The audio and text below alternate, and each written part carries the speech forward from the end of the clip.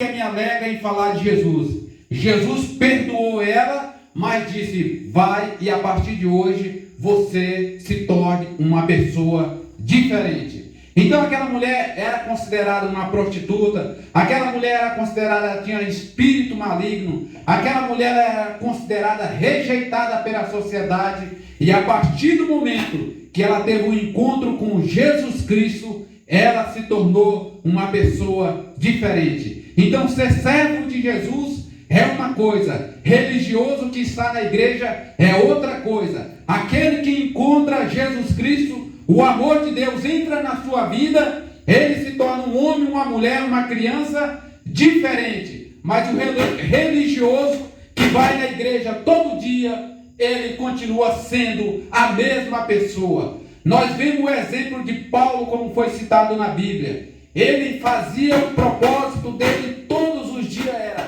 perseguir e matar crente.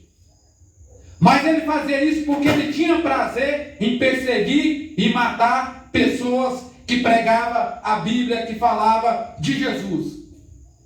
Mas no dia que ele encontrou Jesus, Jesus apareceu para ele e falou: Saulo, por que você me persegue? Ele disse: não, Senhor, eu não persigo Deus. Eu não estou provocando Deus. Eu mato crente, eu provoco crente, eu persigo crente porque eu odeio crente. E esse povinho eu não vou com a cara dele. Por isso que eu persigo ele. E Jesus falou: Paulo, você não está perseguindo o crente, você está perseguindo a mim. Então existem muitas pessoas que pensam que ele perseguir um crente, ou por mais pequeno que ele seja, ele vai ficar impune sem a sua condenação. Está totalmente enganado. Jesus desceu e mostrou o seu grande amor para com a humanidade. Ele amou, ele perdoou e continua perdoando qualquer aquele que queira vir até ele. Então o exemplo de Paulo, ele era uma pessoa nessas condições, mas a partir do momento que ele encontrou com Jesus, ele transformou e mudou a sua vida. Ele odiava crente, ele passou a amar crente. Ele matava crente, ele passou a dar a sua vida por amor a Jesus, pelo Evangelho. Mas o religioso que vai na igreja, ele pode passar 40 anos, 50 anos, indo aos domingos na igreja, não importa o título ou a placa dela. Se ele não tiver o encontro com Jesus Cristo, ele continua matando na língua, falando mal da pessoa, ele continua odiando aquela pessoa, ele continua rejeitando aquela pessoa, porque ele não é um servo de Jesus. Ele é um religioso, ele está dentro da igreja, ele tem um título de obreiro, seja ele qual for, mas ele não teve um encontro com Jesus. Porque qualquer discípulo, qualquer pessoa que encontrou com Jesus, ele mudou de vida, ele se transformou. A Bíblia é uma coisa, a religião é outra. Por isso que eu não prego Bíblia,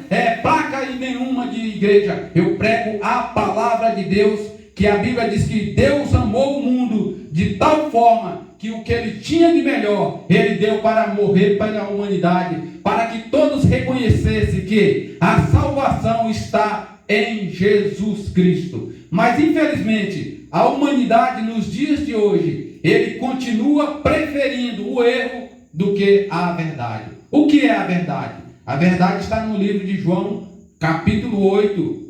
Conhecereis a verdade e a verdade vos libertará. Agora, como pode um obreiro, um pastor, um padre, seja ele qual for, conhecendo esse versículo, conhecereis a verdade e a verdade vos libertará? Mas ele está liberto de quê? Qual foi a libertação que ele encontrou? Porque se ele continua fazendo as mesmas coisas que o mundo faz, qual foi a libertação? Mas o exemplo que Jesus deu, qualquer aquele que encontra-se com Jesus Cristo, ele se transforma um homem, uma mulher, seja ele qual for, de verdade, porque a palavra de Deus diz que Jesus é amor, mas ele também é fogo consumidor.